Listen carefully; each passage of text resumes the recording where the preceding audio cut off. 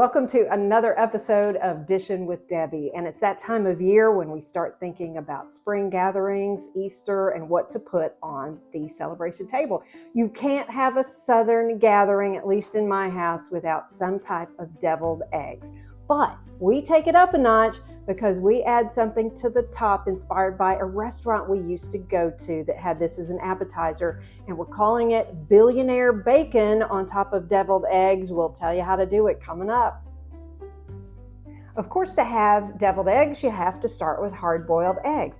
I use a pressure cooker because that's the easiest way for me. Now, if you don't have a pressure cooker, all you have to do is, I'm sure you have your own method, but I put it in a pot of water boiling for about 5 minutes, and then I turn off the heat, cover it, let it sit for about 15 minutes, and then I rinse it with cold water, peel it, and proceed with my recipe as usual. If you have an Instapot, the best way to do this is put some water in, you put your eggs in on a little trivet rack, like comes with the device.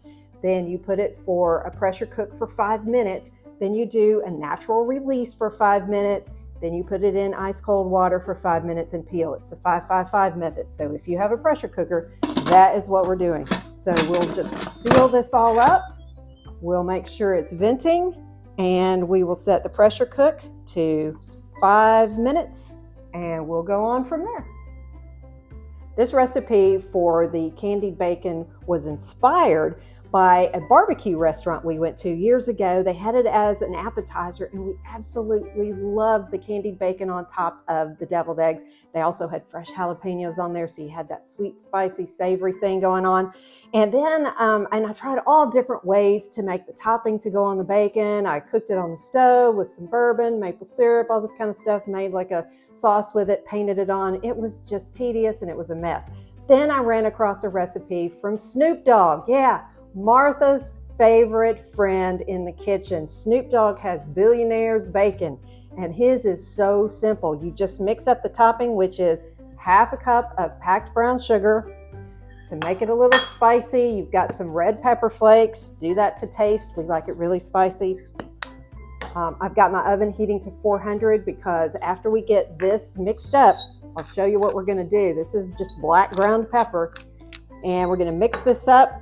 This will be what we sprinkle on top of the bacon before we pop it in the oven. We have our half cup of brown sugar, some red pepper flakes, and some black pepper all mixed together in our bowl. I've laid out our bacon. My package only had 7 pieces of bacon in it. The recipe calls for 8. Nobody's going to know the difference, but yours probably has more. Just do what you can, at least 7 or 8 pieces of bacon. I have parchment underneath a rack. You can spray the rack if you're concerned about it sticking. I don't think that's going to be a problem really. But anyway, so we have this mixture. We're just going to simply sprinkle it over the top. We have our little eggs over there going in the pressure cooker over here. So we just sprinkle this all over, get a nice generous coating on each piece of bacon. And this is going to go in our preheated oven, 400 degrees, for I think it's about 25 minutes. And you're going to rotate the tray halfway through to make sure that it gets all evenly cooked.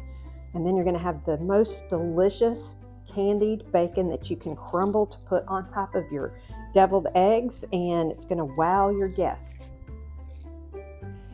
It is time now to do the release on my pressure cooker. So there we go. Once that little pin drops, we can open it up, lift out the trivet with the eggs, dump them in ice water for 5 minutes before we peel them. The recipe that I usually use, I do 6 eggs, so we have 12 halves.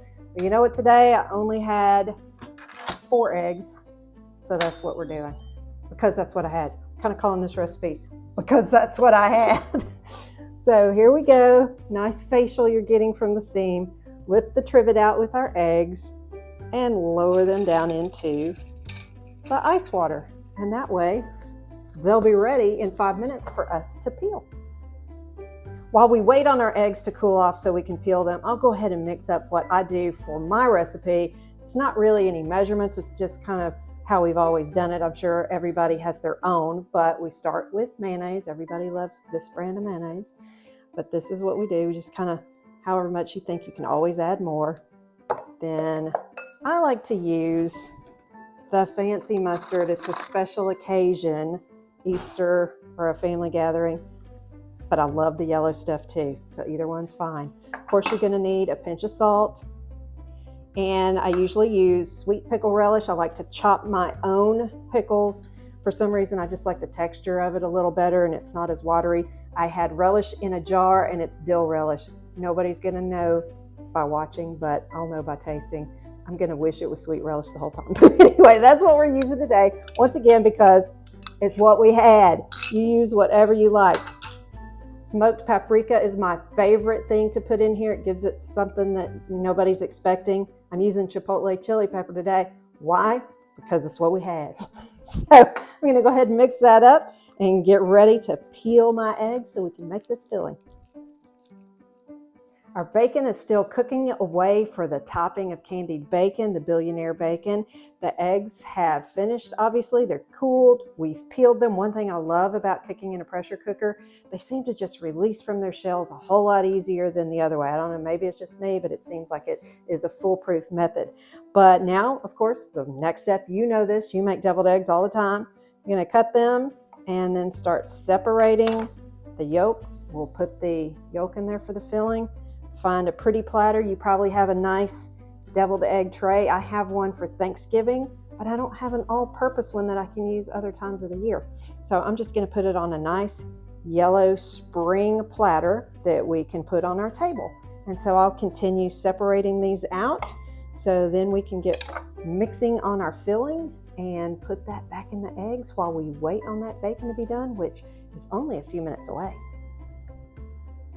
So this is a matter of preference. You can take your fork and just mash these up, and depending on how chunky you like them or smooth, I mean, some people even blend them with a blender. I like to use a little pastry blender and just smush the egg yolks up so then we can get them blended nice and smoothly into the mixture of mayonnaise and mustard, salt, relish, and some smoked paprika or whatever little other secret ingredients you like to add.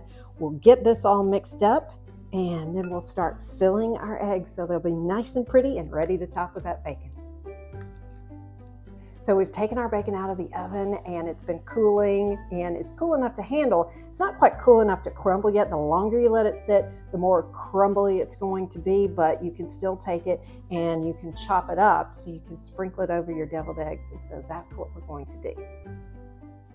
We have all of our bacon chopped up and it is so good. This would be good on just about anything. I mean, what else can we put candied bacon on? We'll think of plenty of things we can do that.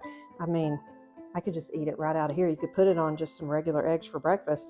We'll just put this on top of the eggs, however much you want to put on, as little or as much. See how that looks, and it's going to taste even better. And then I have chopped up some fresh jalapeno slices for a little extra kick. You can garnish in either like a half circle. You can put a whole jalapeno in there for effect. You can take the seeds out in case your guests are not into the spice so much, but it just makes for a really elegant, pretty presentation.